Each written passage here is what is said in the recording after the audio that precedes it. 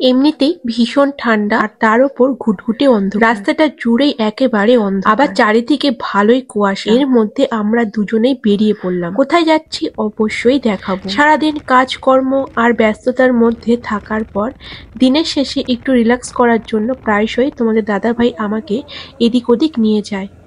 তবে আজকে বেড়াতে বেড়াতে ভীষণ দেরি হয়ে গেল। প্রায় রাত 8টা বাজে আমরা বেরিয়ে পড়লাম। এই রাস্তাটা প্রায় লাইট নেই, ভীষণ অন্ধকার থাকে। আর দেখো চারিপাশটা কি কুয়াশা পড়ছে, আর দৃশ্যটাও যেন খুবই সুন্দর লাগছে। ঠান্ডাকালে এই দৃশ্যটা কিন্তু এই ঠান্ডা ছাড়া আর দেখা যায় না। আর আজকে সারাদিন কাজকর্ম করার পর মনটাও ভালো লাগছিল না, তার জন্য তোমার দাদা ভাই আমাকে নিয়ে বেরিয়ে পড়লো। আর এই দেখতে দেখতে দেখো এই যে ঘোষবাড়ি, আমাদের এখানে খুবই একটা বিখ্যাত জায়গা, প্রায় ওখানে ঘুরতে যাওয়া হয়। যবে যাবো অবশ্যই তোমাদের সাথে শেয়ার করবো, অনেকেই হয়তো চেনো। তো দেখতে দেখতেই আমরা বসিরহাট পৌঁছে গেলাম, 13 কিলোমিটার দূর আমাদের ওখান থেকে। আর এখানে দেখো তোমার দাদা ভাই কোথায় নিয়ে এসেছে, এই যে একটা ফুলের প্রতিযোগিতা বা প্রদর্শনীতে নিয়ে এসেছে। আর এই ফুল দেখলে কার মন না ভালো লাগে, এসে কিন্তু মন ভালো হয়ে গেল এই সুন্দর সুন্দর ফুল দেখে। দেখতেই পাচ্ছ কত কালারফুল।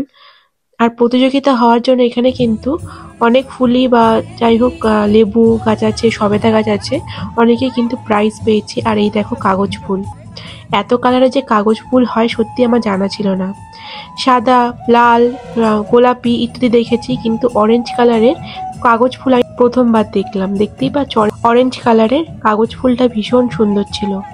আর পার্পেল কালারও ছিল, সেটাও কিন্তু বেশ সুন্দর লাগছিল। আমার তো মন ভরে গেল এই ফুল দেখে। আরো সুন্দর সুন্দর গোলাপ ফুল ছিল। আর এইটা কি ফুল তোমরা জানো? অবশ্যই কমেন্ট করে জানিও। আর গোলাপ ফুলের বিভিন্ন রঙের ভীষণ সুন্দর লাগছিল। আর এই হচ্ছে চন্দ্রমল্লিকা। এত সুন্দর সুন্দর ফুলগুলো কার না ভালো লাগবে বলো। আর এই যে দেখো এটা ফার্স্ট প্রাইজ পেয়েছে, আর এই সবেদা গাছ যেটা সেটা সেকেন্ড প্রাইজ পেয়েছে। আরেকটা মেলায় যাচ্ছি, এই দেখে আমরা আবার চলে গেলাম। শুনলাম যে এখানে পাশাপাশি আরেকটা মেলা হচ্ছে, তো সেখানেই যাচ্ছিলাম, কিন্তু আমরা রাস্তা খুঁজে পাচ্ছিলাম না। তো রাস্তা খুঁজে জিজ্ঞাসা করে আমরা পৌঁছে গেলাম পিঠেপুলি উৎসবে। আর সেদিন ছিল কিন্তু পৌষ পার্বণ। দেখি যে সবই প্রায় উঠে গেছে এবং স্টেজ থেকেও সমস্ত মাইক এবং বক্স সমস্ত কিছু নামানো হচ্ছে, মানে সেদিনকে এই পিঠেপুলির উৎসবটা শেষ হয়ে গেছে। উঠে গেছে, স্টেজ নামিয়ে দিচ্ছে। কি হচ্ছে তো ভিড় কেন? পিঠে পুলি সব, ভাজা পুলি, ভাপা পুলি, সব পুলি, কাস্তে পিঠে, তেলের পিঠে, গোকুল পিঠে, গোলাপ পিঠে, রস বড়া সব উঠে গেছে। পিঠের মেলা মনে হয়। ঠিকই, এইটা মানে এতটাই ওয়েট হয়, এইটা ওয়েট বোধ ওই পাশে না, তো এই পাশে না, না সমান হবে। সমান হলে তো ওর মানে আঘাতে যে চালগুলো যাবে গুঁড়ো হবে। এই এটা কি এমনি স্যাম্পল? না না, সত্যিকারের চালের গুঁড়ো করা হয়েছে তো এখানে। কাস্তে পিঠে শেষ হয়ে গেছে, শেষ আর হয় রাত 9টা বেজে গেছে। তোমার নেওয়া শেষ? না আমার নেওয়া শেষ।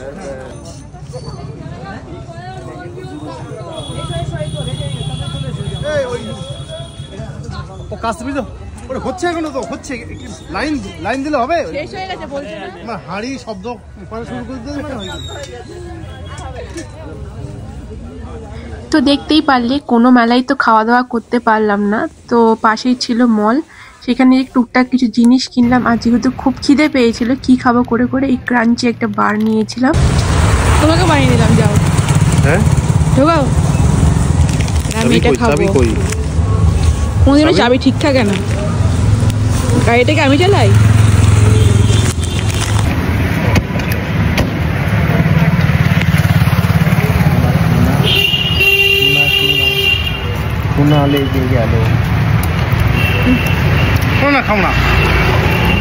খুবই খারাপ খেলবে। চারিদিকটা একদম মানে কুয়াশা ভরে গেছে। এই জায়গাটা এটা কি জল? কিছু ভরে যাচ্ছে।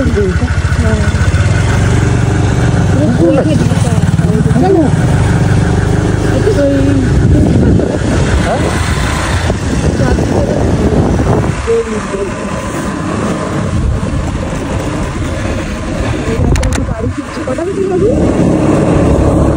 বাজে আমরা ফিরছিলাম তখন বাজে প্রায় 10টা থেকে 10:30।